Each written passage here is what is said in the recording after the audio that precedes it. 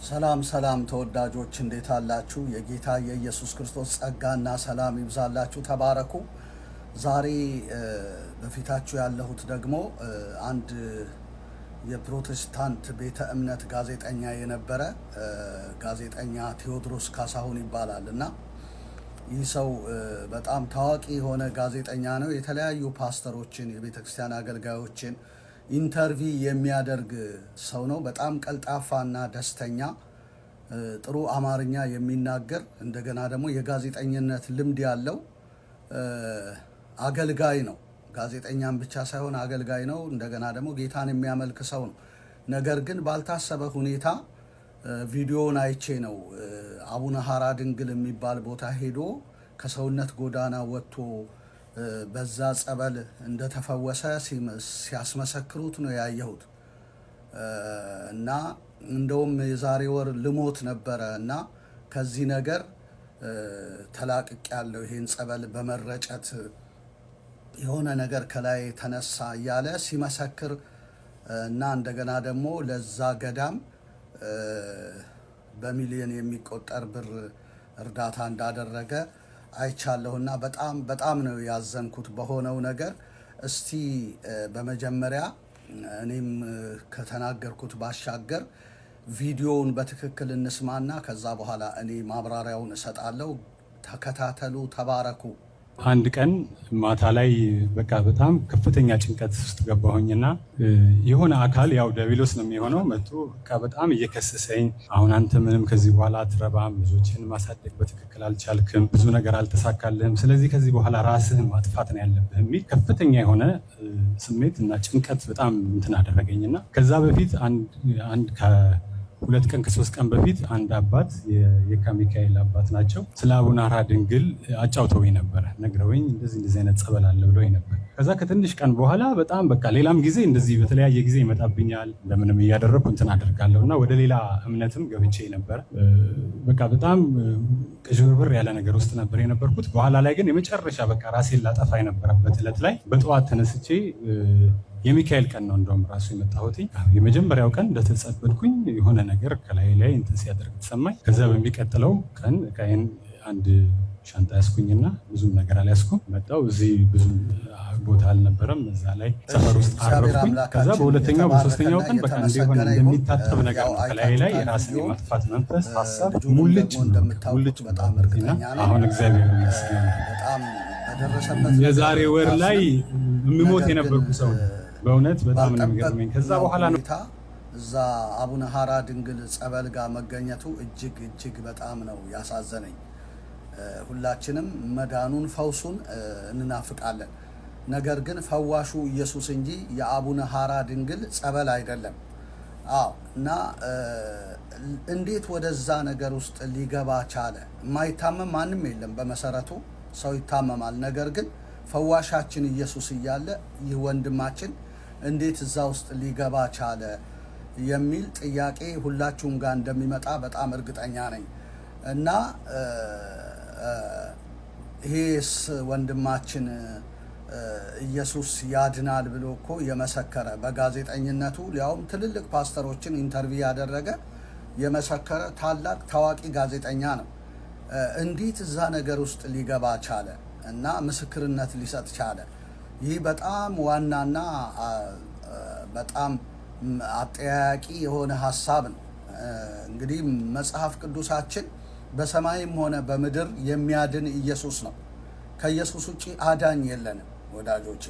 ይሄ ስም ከስሞች ሁሉ በላይ የሆነ ስም ነው። በሰማይና በምድር ጉልበት ሁሉ የሚንበረከክለት የሚሰግድለት፣ ምላስ ክብር ለእግዚአብሔር አብ የሚሰጥበት ስም ነው። አጋንንቶች በኢየሱስ ስም ነው የሚወጡት። ህሙማን በኢየሱስ ስም ነው የሚፈወሱት። ከዚህ ውጪ ሌላ ፈውስ እኛ አናቅም። ነገር ግን ይሄ ወንድማችን እዛ ሄዶ ተፈውሻለሁ እያለ ነው የሚመሰክረው። እንደውም ከዚህ በፊት የአማኝ ወንጌላዊ ቤተ ክርስቲያን አገልጋይ አማኝ ነበርኩ ብሎ እያመለከ ያለውን ቪዲዮ አሳይተውታል። እና አዳኛችን ኢየሱስ ነው። ነገር ግን እንዲህ አንዳንድ ጊዜ እንደዚህ አይነት ክስተቶች በአብዛኛው በወንጌላውያን ቤተክርስቲያን ሲካሄዳ ያለው ማለት ፓስተር ነበርን፣ ከዚህ በፊት አገልጋይ ነበርን፣ ዘማሪ ነበርን፣ ጋዜጠኞች ነበርን። አሁን ግን በዛ ቦታ ጸበሉ ደርሶልን እንደዚህ ሆነን ወደ እውነተኛዋ ኦርቶዶክሳዊት ቤተክርስቲያን ተመልሰናል የሚሉ በርካታ ሰዎችን አያለው እና ለዚህ የምሰጠው መልስ ምንድን ነው?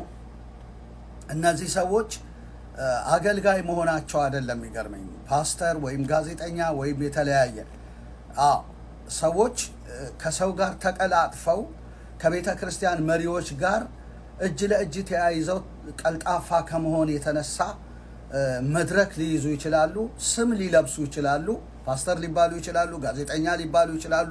ከቅልጥፍና የተነሳ ያንን ቦታ በአጭር ጊዜ ውስጥ ተቆናጠው እስከ ማገልገል እስከ መምራት እንደገና ደግሞ በጋዜጠኝነትም ደረጃ ጋዜጠኛ እስከ መሆን ደረጃ ሊደርሱ ይችላሉ። ይሄ ወንድም እንግዲህ በጣም የታወቀ ጋዜጠኛ እንደሆነ ኢንተርቪዎቹን አይቻለሁ። እንደገና ሰዎችም ሲመሰክሩለት እኔም ደግሞ በትክክል ተመልክቻለሁ። እና ዛሬ ግን እንዲህ ባለ ሁኔታ መሆኑ መፈወሱን ብንወድም እዛ ሄድኩ ማለቱና ይህን ምስክርነት መስጠቱ በጣም ልክ አይደለም። እና ምንድነው እኔ ላስተላልፍ የምፈልገው ጋዜጠኛ የመሆን ፓስተር የመሆን ጉዳይ አይደለም።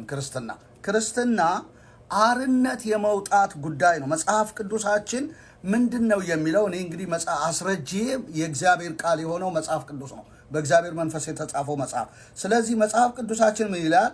ወንድሞች ሆይ ይላል ገላትያ 5:13 ላይ ወንድሞች ሆይ እናንተ ለአርነት ተጠርታችኋልና ብቻ አርነታችሁ ለስጋ ምክንያት አይስጥ፣ ነገር ግን በፍቅር እርስ በርሳችሁ እንደ ባሪያዎች ሁኑ እያለ ጳውሎስ ይናገራል። ለአርነት ተጠርታችኋል። ጳውሎስ በዋነኝነት ይህንን ይናገር እንጂ ጌታ ኢየሱስ ክርስቶስን በዮሐንስ ወንጌል ምዕራፍ 8 ቁጥር 31 ላይ የተናገረው ነገር ነው። ኢየሱስም ያመኑትን አይሁድ እናንተ በቃሌ ብትኖሩ በእውነት ደቀ መዛሙርቴ ናችሁ፣ እውነትን ታውቃላችሁ፣ እውነትም አርነት ያወጣችኋል። ለአርነት የተጠራንበት እውነት የእግዚአብሔር ቃል እውነት ይባላል። ይሄ የእግዚአብሔር ቃል እውነት ውስጣችን በሚገባ ጊዜ አርነት ይሰጠናል። እውነትን ታውቃላችሁ፣ እውነትም አርነት ያወጣችኋል። ይሄ እውነት የማ እውነት ይባላል? የሰዎች እውነት፣ የሃይማኖተኞች እውነት፣ የኦርቶዶክስ፣ የፕሮቴስታንት፣ የካቶሊክ እውነት ሳይሆን የእግዚአብሔር ቃል እውነት ነው። ይሄ የእግዚአብሔር ቃል ከሰማይ የመጣ ቃል ነው፣ በእግዚአብሔር መንፈስ የተጻፈ ቃል ነው። ስለዚህ ይሄ የእግዚአብሔር ቃል እውነት አርነት ያወጣል ማለት ነው። እና እውነትን ታውቃላችሁ፣ ያመኑትን አይሁድ እውነትን ታውቃላችሁ፣ እውነትም አርነት ያወጣችኋል ብሎ ሲላቸው እነዚህ አይሁድ ደግሞ እኛ የአብርሃም ዘር ነን፣ ለአንድም ስንኳ ከቶ ባሮች አልሆንም፣ አንተ አርነት ትወጣላችሁ እንዴት ትላለህ አሉት ይላል። የአብርሃም ዘር ነን፣ ስለዚህ ለአንድም እንኳ ባሮች። በአብርሃም ዘርነት እኮ ነፃነት የለም። የፓስተር ልጅ በመባል ወይም የሽማግሌ ልጅ በመባል ወይም ደግሞ የአገልጋይ ልጅ በመባል አርነት የለም። ወይም ደግሞ የአንድ ፕሮቴስታንት ቤተ እምነት አማኝ በመባል የአንድ አጥቢያ አገልጋይ በመባል ፓስተር በመባል አገልጋይ እንደገና ጋዜጠኛ ወይም የተለያየ ስያሜ አግኝተን እንደዛ ስለሆንን አርነት ወጥተናል ማለት አይደለም። እና እነዚህ አይሁድ የተሳሳቱት የአብርሃም ዘር ነን ለአንድስ እንኳ ባሮች አልሆንም አሉ። በዘር እኮ አርነት የለም።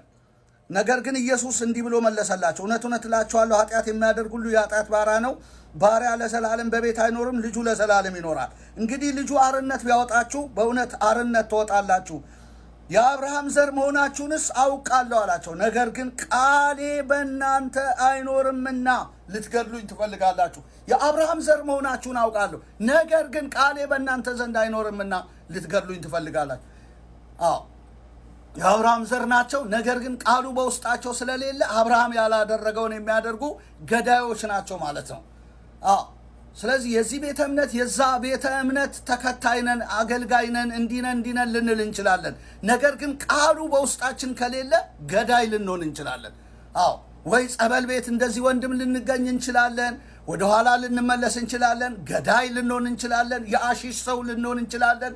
ቃሉ ነው አርነት የሚያወጣው። ስለዚህ በፕሮቴስታንት ቤተ እምነት የእግዚአብሔር ቃል አርነት ለምእመናን ለቅዱሳን ያስፈልጋል። ክብር ለእግዚአብሔርን አርነት እንድንወጣ